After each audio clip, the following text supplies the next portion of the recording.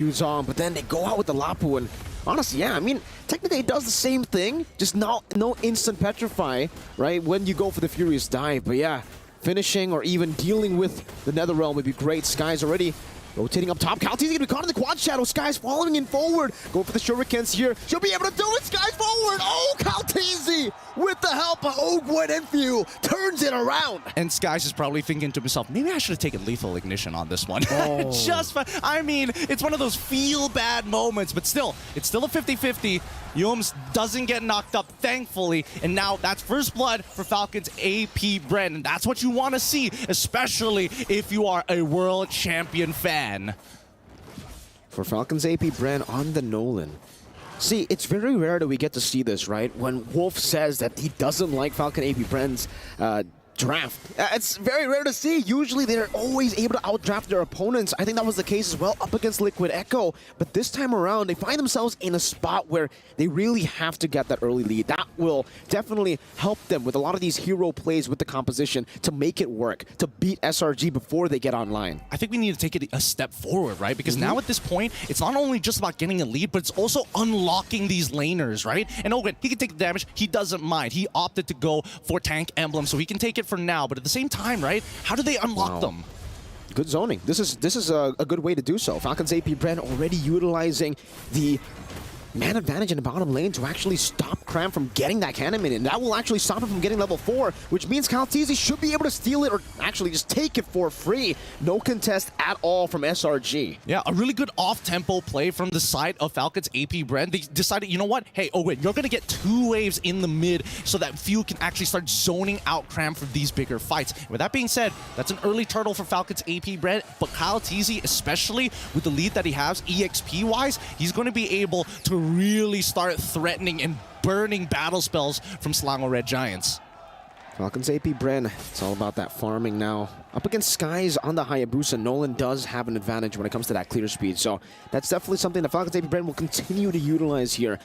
Kyle, also known for his amazing, phenomenal pathing. Now, a level ahead, he should be able to find another lead here because this is what I was talking about for the Yuzong at least, right? For Cram on the Lapu, you're going to be great, especially in the mid game, but in the early game, if you got that Yuzong, you would be able to force to just win out this lane.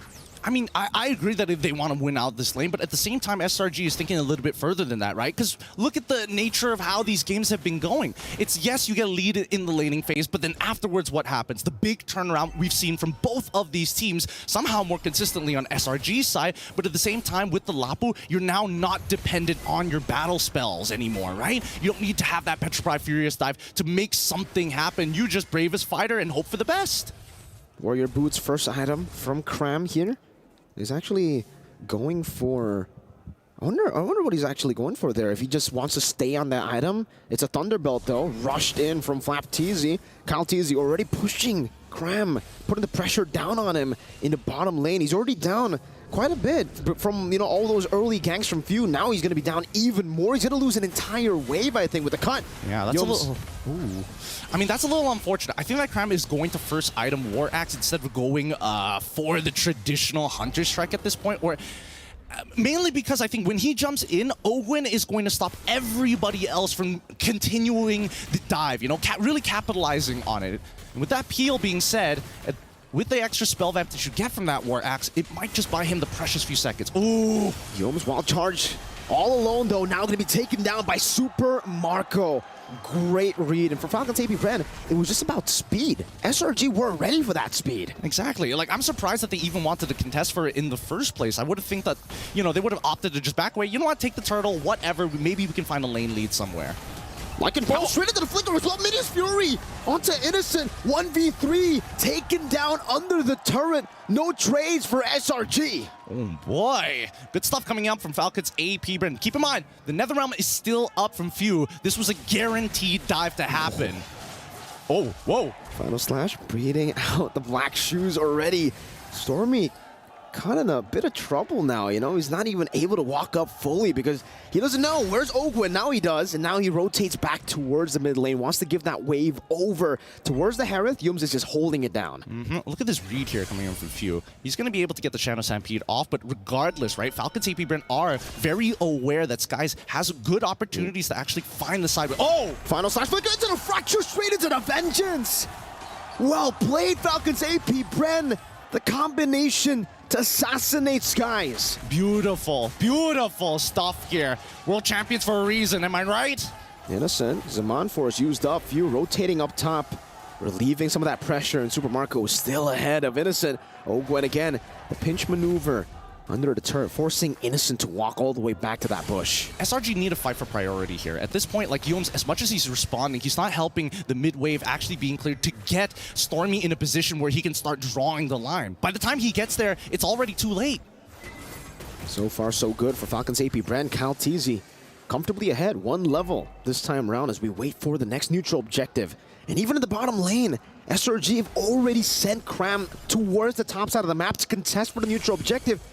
Then now the bottom lane, the lead grows even more, not just for Kyle, but for Flap as well. I mean, the weirdest part is the fact that it feels like Falcons Apbren are taking the page out of Slango Red Giants' book. Hey, we're going to force you to keep answering our questions on our time. We're not going to give you that opportunity to regroup and find the counter engage. Well, now with Kyle, that speed. Fracture used up the passive together with Super Marco's bullets. That's an easy take. 3 neutral objectives, all the Falcons Apbren. No contest whatsoever. Skies finds a cross-map play.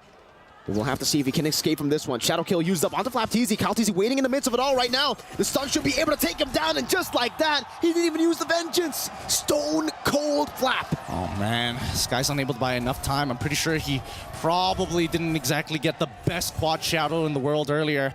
But at this point, any single advantage is great for Falcons Apbren if they want to bring it back and force a tiebreaker between the two teams. At this point in time, SRG, if they're the only way that they're going to find a big tempo play is they've create an advantage with the wild charge, right? So far, Yums has not been able to get there at the right place at the right time because of the way that Falcons Apbren are kind of splitting them up. Final slash right into the knockup. Super Marco's running like in form. You can hear him. Yums able to escape for now. No flicker on Cram.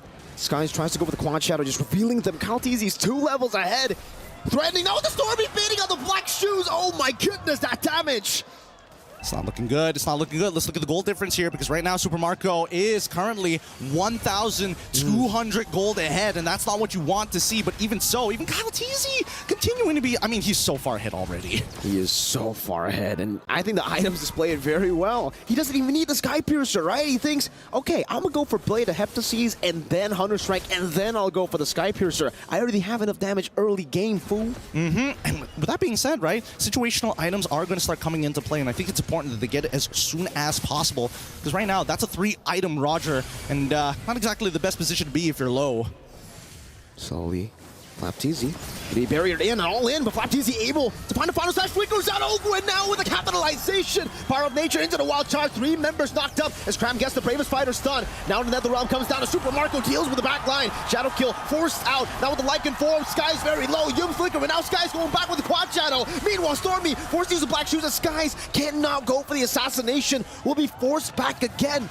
It's 1-for-0. Flap going in, connecting onto Yums, but will not be able to find the hit. Innocent with his Zaman Force turns things around, finds a trade back, and Cram is back up. Nice reaction time coming in from Yums. That Power of Nature saved his life from Flapteezy trying to go for that final slash. But at the end of the day, Falcons Apbren, despite trading Flapteezy over to Innocent, doesn't matter. They got the neutral objective, and that's the most important part.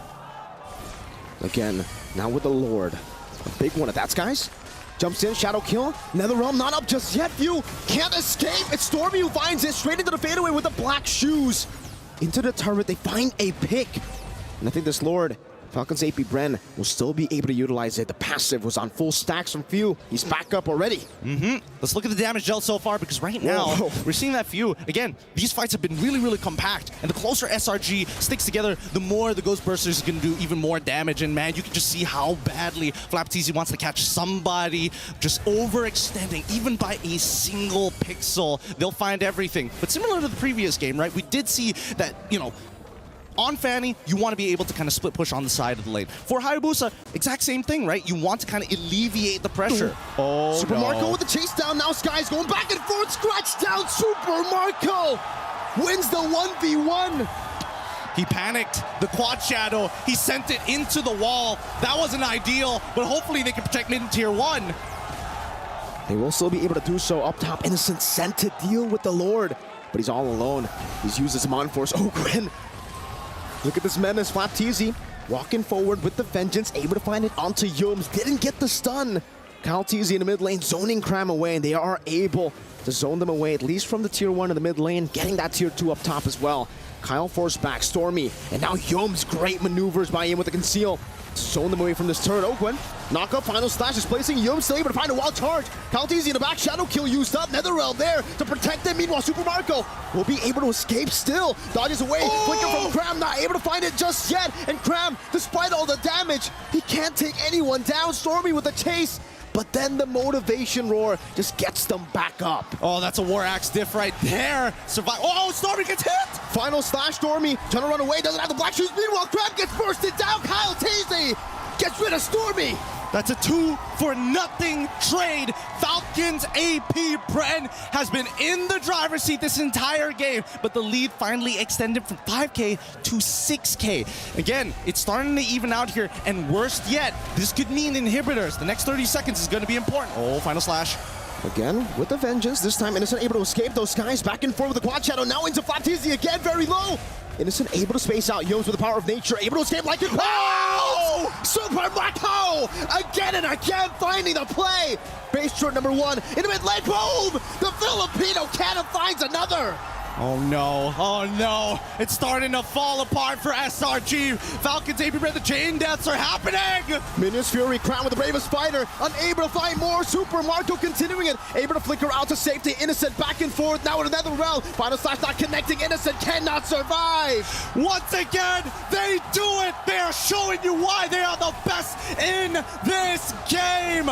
Every single time you count them out, they just show you it's not even close! Match point!